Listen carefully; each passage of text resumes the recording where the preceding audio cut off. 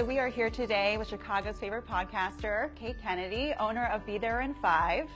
Thanks so much for joining us today. Thanks for having me. Of course.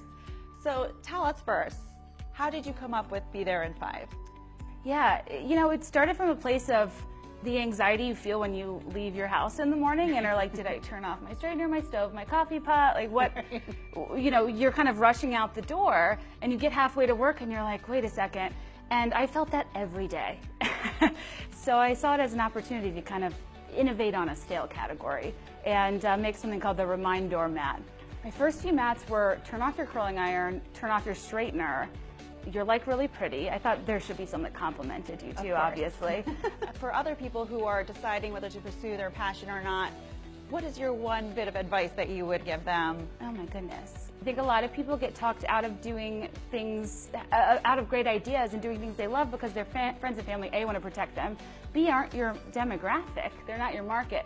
So as much as you can, separate the people in your immediate life from being an adequate cross-section for if your idea is going to land or not. What are your best-selling mats?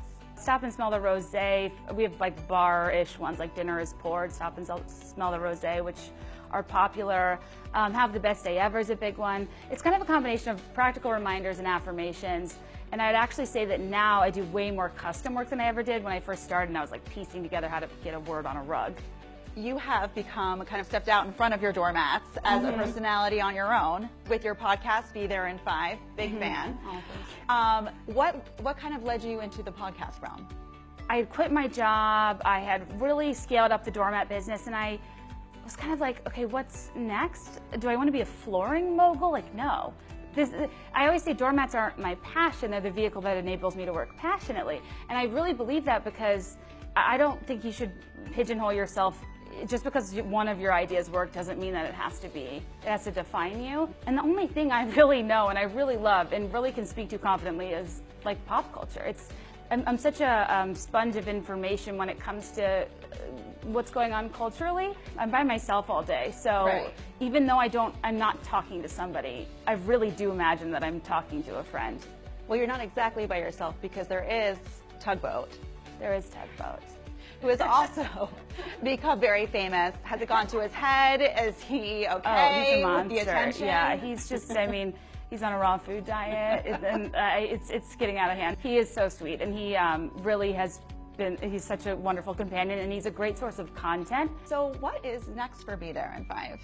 I was having one of those days where you hate social media, and you're just like... We've all been there. Oh my gosh, you're jet lagged. That sounds awful.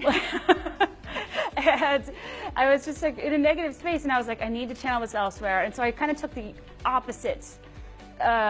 exact opposite format of digital and took pen to paper and thought through like, what if there was like a handbook for how we use social media? What if, how is the next generation going to explain to their kids that you can be an influencer as a career? So in thinking through that, I wrote a poem called Twinkle Twinkle Social Media Star. The premise of the book is a mama bear is reading to her baby bear a bedtime story, but instead of reaching for a storybook, she reaches for her phone and scrolls through what I call Once Upon a Timeline, which is a make-believe social network for beloved nursery rhyme storybook characters.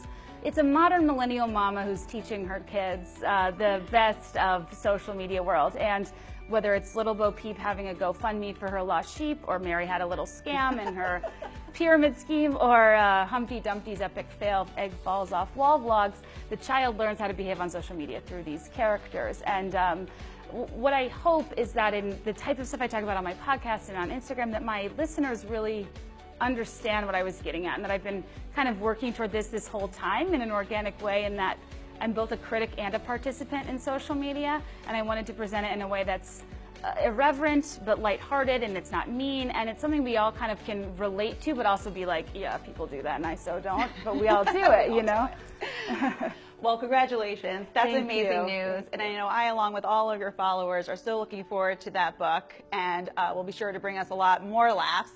And thank you so much for letting us into your life of Be There in 5 and your podcast, and we can't wait for what's more to come. Thank you. Twinkle Twinkle Social Media Star, out in November.